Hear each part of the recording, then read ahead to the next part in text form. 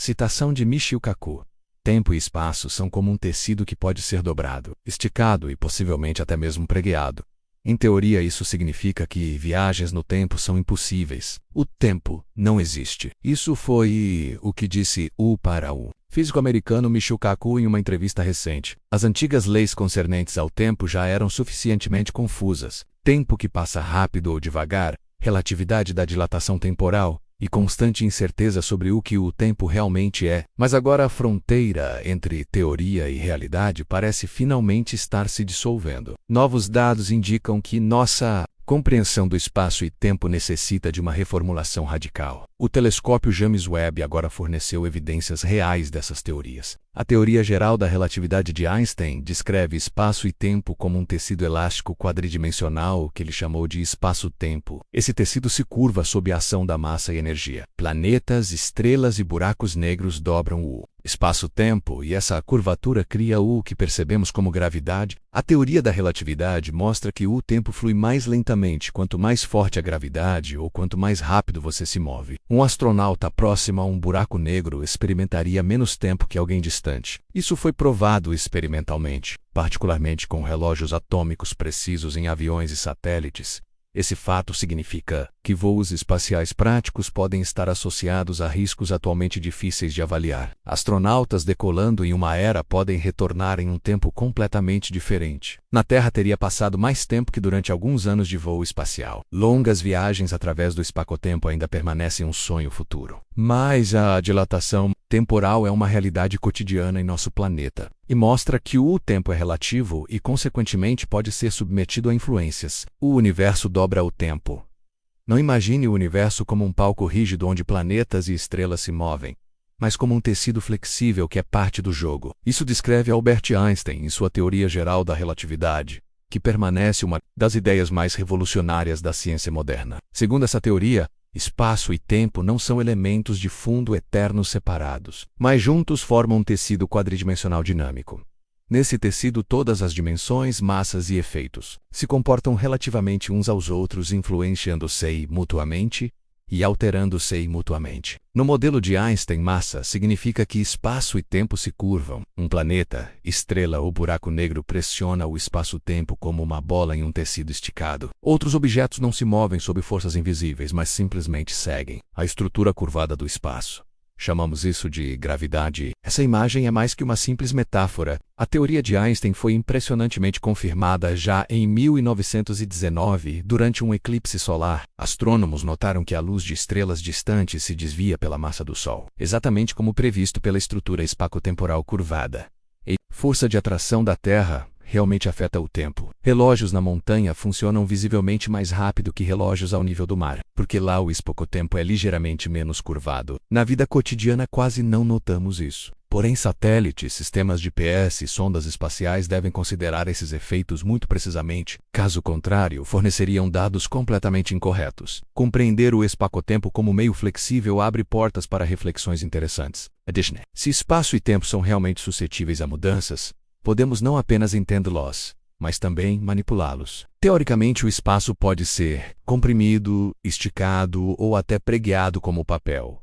Isso levanta questões interessantes. Conseguiremos criar um atalho através do cosmos ou até viajar no tempo? Teoricamente, sem buracos de minhoca, túneis do espaço-tempo. E se dois locais distantes no universo de repente estivessem à distância de apenas uma porta? E se você não precisasse viajar anos ou milênios através do cosmos, mas pudesse simplesmente passar por um túnel no espaço-tempo? Isso é exatamente o que descreve a fascinante ideia dos buracos de minhoca, também conhecidos como pontes Einstein-Rosen. E novamente na base está a teoria geral da relatividade de Einstein. Já em 1935, Albert Einstein e Nathan Rosen formularam uma solução para as equações de campo na qual dois pontos no espaço-tempo são conectados por um túnel.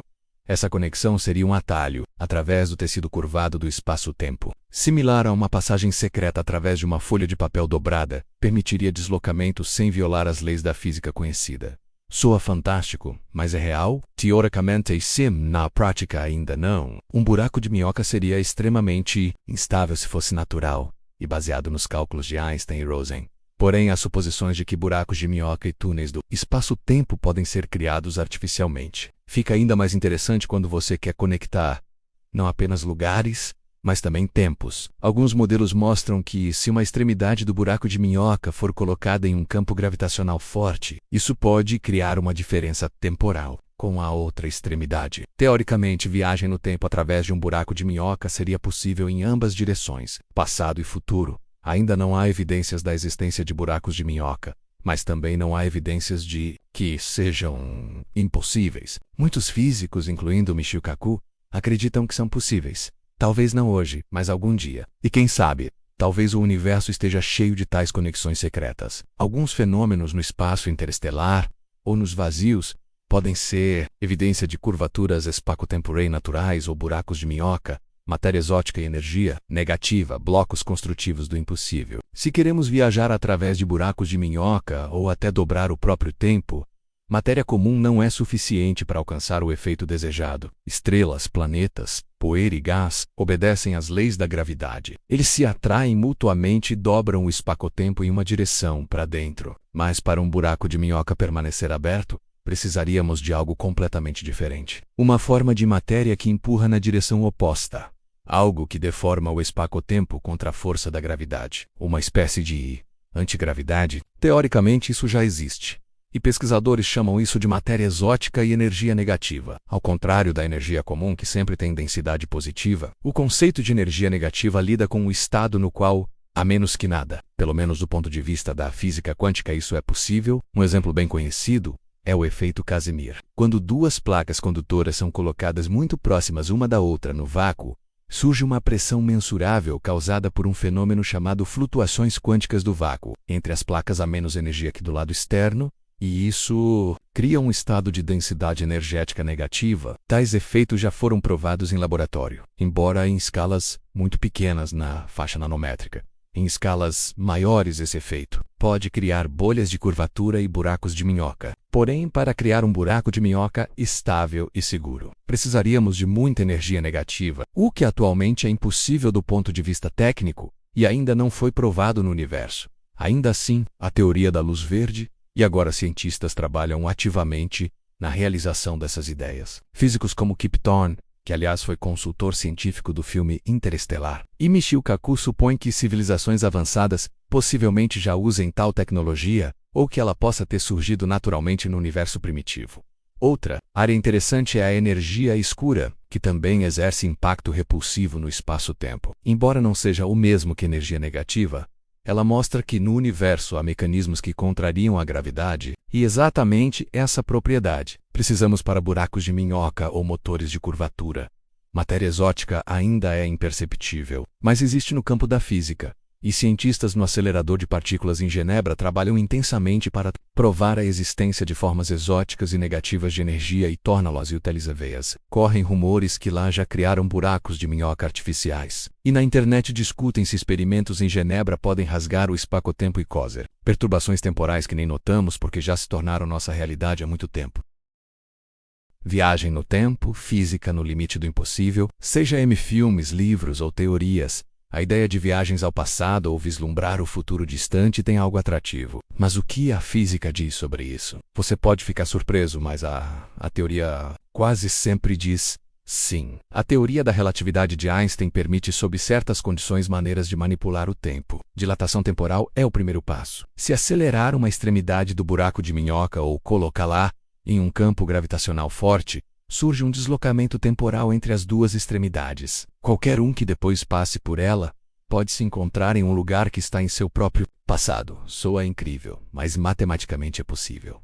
Mas com viagens no tempo surgem paradoxos. O conhecido paradoxo do avô questiona: o que aconteceria se você voltasse ao passado e impedisse seu avô de conceber seu pai? Então o avô nunca teria nascido e, consequentemente, nunca teria viajado no tempo. A lógica se transforma em espiral, pelo menos na física de Einstein. A física quântica olha as coisas diferentemente e diz que nesse momento surge outra variante da realidade e apenas uma das incontáveis outras, simplesmente falando. No nível quântico nada aconteceria. Se olharmos para os quanta, então o tempo enlouquece mesmo assim. Esses blocos construtivos elementares da realidade mostram que o tempo é relativo apenas no nível da matéria visível. Quantas simplesmente carregam a possibilidade de todos os tempos em todos os lugares. Assim dissolvendo, de certa forma, o espaço-tempo, ele ainda existe, mas se torna imprevisível para os cientistas. Ainda assim, esse nível é parte normal de nossa realidade. Para nós, isso pode significar que o tempo é muito mais mutável do que supunhamos anteriormente.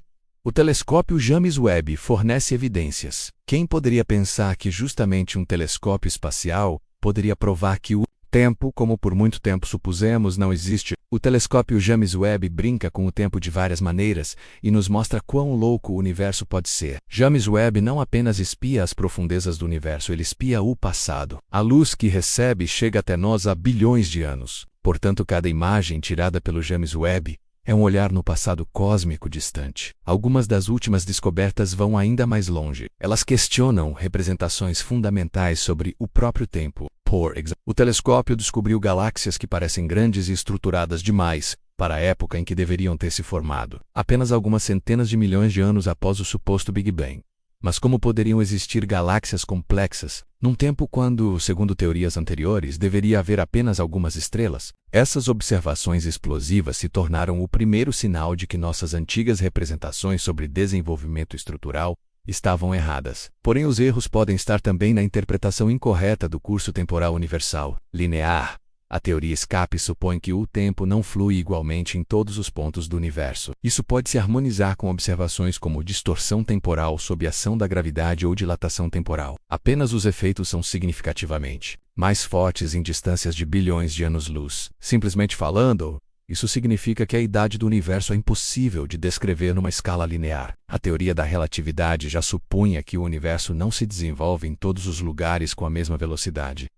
Dependendo da curvatura do espaço, distribuição de densidade e gravidade, o tempo pode fluir diferentemente em lugares diferentes, e regiões que estão mais distantes umas das outras não apenas parecem mais velhas ou mais jovens, mas podem realmente se desenvolver em diferentes dimensões temporais. Isso levanta a questão se alguma vez houve um início zero claro, ou seja, um começo. Alguns dados falam que o universo possivelmente não teve um início claro e único, mas teve muito ou um estado transicional indefinido de um estado anterior. Para ou actual. Isso transfere a questão sobre o tempo, de quando tudo começou, para se o tempo é uma medida universal constante ou não. Inscrevam-se no canal. Os melhores vídeos ainda estão por vir.